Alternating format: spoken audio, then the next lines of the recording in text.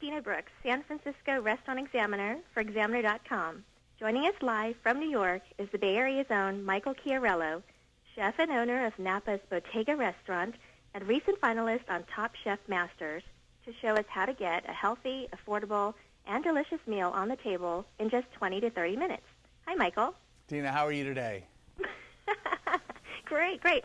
Tell us, where should we start if we wanted to make a gourmet meal at home but are short on time and energy, for that matter? Well, if you're driving down Highway 29 and coming by Bottega, you can order some to-go food, and I'll take care of you. But you know what? One of the things that I found out over the years, I took a break between my restaurants. And as you just said, I opened Bottega recently and back into the restaurant business. But I had a chance the last few years doing so many Food Network shows of really hearing from the public what their challenges were. Not just, what do I want you to be cooking at home? Oh, you should be taking a couple of hours and doing this or that. I've noticed that our desires way up here, our skill set's getting better, but our time continues to get shorter and shorter. So what are some of the things you can do? Well, it's National Pasta Month, which I love, being Italian. Exactly. And one of the most important things with pasta and cooking pasta is that you use a good artisan pasta. That's maybe air dried, not machine dried, that you cook it al dente, that it has a nice bite to it, and you pick some sauces that fit for the shape of pasta that you have. A nice marinara for a long pasta, maybe for this pappardelle you can do some bolognese like we do over at Bottega. They're really fantastic. And there's lots of ways at home that you can take pasta and turn it into a simple supper. You can add your sauce, you can add your protein, some chicken, some beef, even some shrimp. You can add your vegetables and get a complete meal in a single dish, but sometimes that's not enough. And that's what people keep saying to me, Michael, is there anything more that I can do? Do you ever use anything frozen? And I always said no, there's really not a big reason to, because I haven't seen anybody that's really solved some of the problems with frozen food. See, when I make some pasta and I make some bolognese and I have some left over and I put my ziti in the freezer and I thaw it out and I heat it back up, my pasta is overcooked. That's my problem with frozen pasta. And then I met some folks at Marie Callender's, and they were working on some new pastas, and they showed it to me. I didn't believe it. They showed me how they can steam some pasta in the microwave and have the sauce underneath it and let the pasta stay al dente. I didn't believe it until now. They've introduced these pasta al dente. They're really fantastic.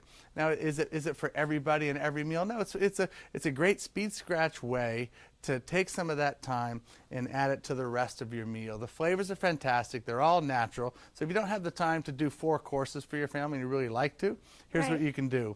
You can go to your deli. There's lots of great Italian meats. You have some sliced salamis and prosciuttos and provolone. You can make a salad like I've made. I did a beautiful little salad. It's got some olives and some spinach and some citrus, some sliced oranges. It's orange season now. Some warm olives that were heated up in some olive oil and rosemary. A little bit of ricotta salata grated right on top. It's salty and delicious. It just sounds wonderful. Sounds refreshing. Into the seasoned strawberries, marinated balsamic vinegar with a little bit of sugar, squeeze a lemon, and some crumbled biscotti. So you can use these speed scratch methods along the way to get a wonderful meal on the table, not just a great dish. So whether you're cooking a single dish in that 30 minutes or choosing to use some of the innovations that I've shared with you today, I think your family's going to be a lot better for it. Oh, it sounds great. I love all the gourmet shortcuts. And congratulations, by the way. Bottega was recently selected Best Newcomer in the 2010 Zagat Guide, and it's one of Esquire's top 20 new restaurants. Wow, you've been doing your research. Thank you very much. I'm really proud of the team. We've worked really hard to get these, and after being out of the restaurant business for a few years, it's nice to get a couple high fives. Oh, absolutely. What kinds of fresh fall ingredients will we find on the menu at Bottega now? It's nice that it's just starting. The wild mushrooms are just starting. Chanterelles and mazzatake mushrooms are coming in from Mendocino. Now that we're starting to get some rain here in a little bit, Napa mushrooms will come into it. All the fall greens, the mustard greens and the chards and the spinach are all growing. I'm seeing some Brussels sprouts. We just added some Brussels sprouts on the stem, right on the stalk. Oh, really? That we blanch and roast in the wood-burning oven. So you pull a Brussels sprout out just where it grows. It looks like it's right out of Mars if you've ever seen them grow. They're totally fun. And we just added a shrimp pasta. We have this shrimp from fishermen from Louisiana.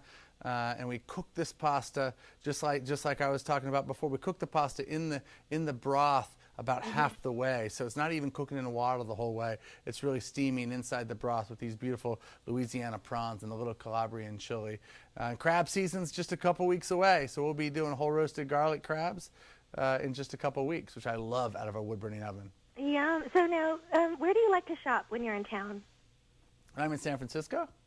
I'm in San Or Francisco. in Napa. Oh, in Napa? Area. We have, I live in St. Helena, so we have Sunshine Market does a wonderful job. Our friends at Valerga's. I liked Independence, but of the larger guys, Whole Foods came to Napa, and these guys do a beautiful job. You know, we're a big believer in the farmer's market and having a relationship with the ingredients where we can. So if you're able to see the farmer, have a relationship, talk to him or her about what they're growing, and you're able to talk about the farmer when you're at the table, you're going to add some flavor to an already tasty meal. And oftentimes save a little bit of money by going to the farmer's market, buying direct from the farmer. Sure. And then, so what about on those days that you don't feel like cooking at home? Where are some of your favorite local spots to go to? God, you know, in San Francisco, my daughter Felicia just started working at Delfina, and I'm so proud of her for getting the job. Goodness, and lucky you. And Craig Stoll's an old friend of mine who we worked together years and years ago, and I love what they're doing Italian-wise. You know, the slanted door, of course, is fantastic, and I'm curious to see Quince's moving. They moved from their little spot into the old Myth space. I'm really curious to see go there for the opening. This Peruvian place, the cevicheria, oh gosh darn, I forget the name, right on the water. The new one in Half Moon Bay. Is just unbelievable. La Costanera. Exactly. There's some great new food in San Francisco, and as we get ready for this economy to lift back up, it's going to lift the rest of the restaurants with it. It was so much fun to watch you on Bravo's Top Chef Masters. I've got to ask you, what was the toughest aspect of the competition? Wow, not having any idea. I mean, I've done a lot of television. I've produced a lot of television. I had absolutely zero control about where they were going to go, and zero control on how they were going to edit everything and how something was going to get put together. So you had no idea, even when you got done doing a piece, what it was going to look like on air. But to be given some of the challenges that you had and the amount of time and the amount of hours, you see only an hour worth of programming. It took us 18 hours each day to put that hour in the can. Well, long days. You do those for a few days in a row, and it begins to get a little bit grueling. It's more like culinary rugby than it was a culinary competition. Well, did you have a favorite challenge out of the whole experience? You know, I think the first challenge was my favorite of what I did. I think because they had all this frozen like fish sticks and things like this, and I did these swordfish meatballs. I got really lucky. I did these swordfish meatballs with a fisherman's sauce and a little Calabrian aioli on top, and we kind of won our first challenge, which was great. That's great. So now, what's next on your busy plate?